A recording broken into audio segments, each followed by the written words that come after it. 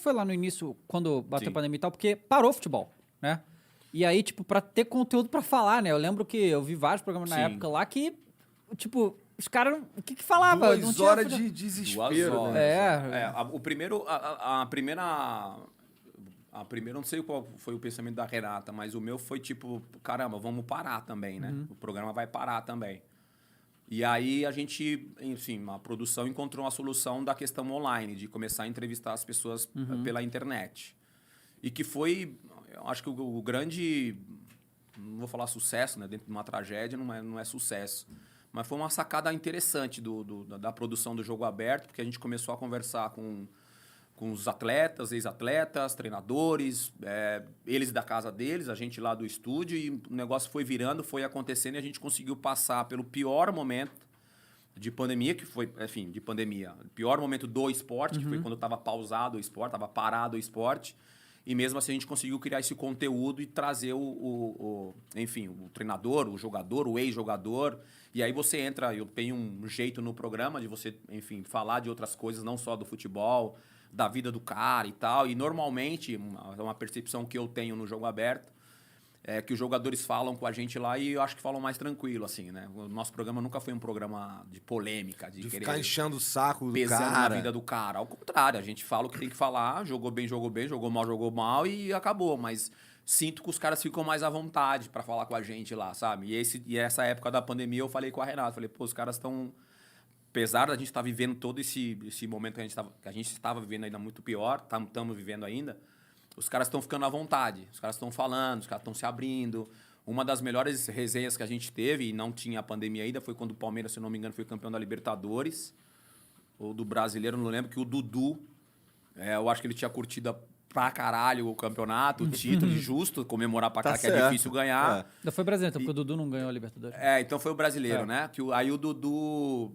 Ele tava mais pra lá do que pra cá, né? Eu acho que ele passou a noite comemorando e tal. E aí ele foi no programa e você via que o Dudu tava mais... Ele tava mais alegre, assim. E ele ficou super confortável no programa. A gente, na época, tinha um cadeirão, que a gente colocava lá um cadeirão pro líder subir, ficar sentado, fazer o programa lá de cima, que é o líder, que tá voando e tal. Pô, o Dudu ficou lá, tirou uma onda. Então, assim, é um programa que meio que os boleiros gostam de participar, assim. Que bom, cara. E óbvio que, pô, a gente que trabalha com isso fica feliz pra caramba, porque eles são os protagonistas, na verdade, né? Mas aí todo o jeito de conduzir a parada, isso daí com certeza tem um impacto no... Porque assim, tem muita gente que eu vejo por aí que o cara fica fazendo manchete filha da puta, pega o que o cara falou ali e, sei lá, inverte. Então, não fazer isso deve ser o principal diferencial desses programas que são legais de assistir, né?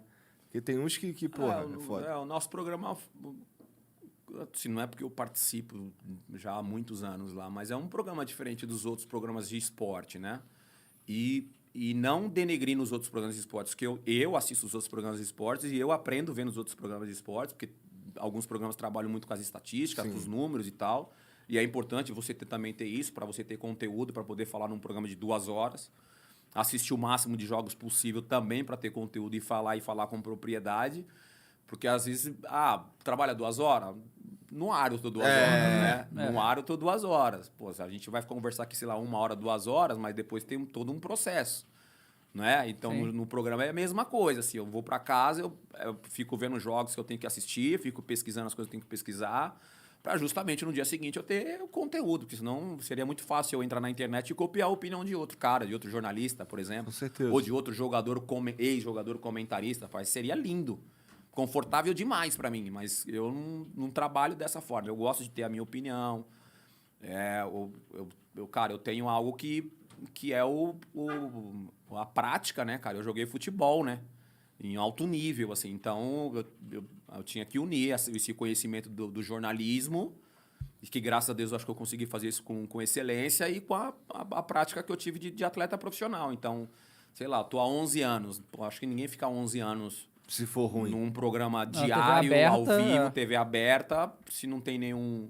Óbvio que a gratidão é enorme para quem aceitou isso, né? Para quem liga a televisão e assiste. Que uma vez eu ouvi, não sei se foi do Luciano do Vale, falando que a gente entra na casa das pessoas sem pedir autorização, né? Tipo, eu entro na casa de todo mundo, a pessoa liga a televisão, eu tô lá, então a gratidão é enorme, né? Para um ex-jogador estar vivendo o que eu tô vivendo hoje, depois de muitos anos como atleta profissional, e ter essa aceitação, cara, é só motivo de gratidão, assim. Eu sou muito grato mesmo a TV Bandeirantes, a rádio agora que eu tô fazendo a Band News FM também, que tá tendo uma aceitação muito legal. E a ideia é continuar, né? Eu não largo mais o osso.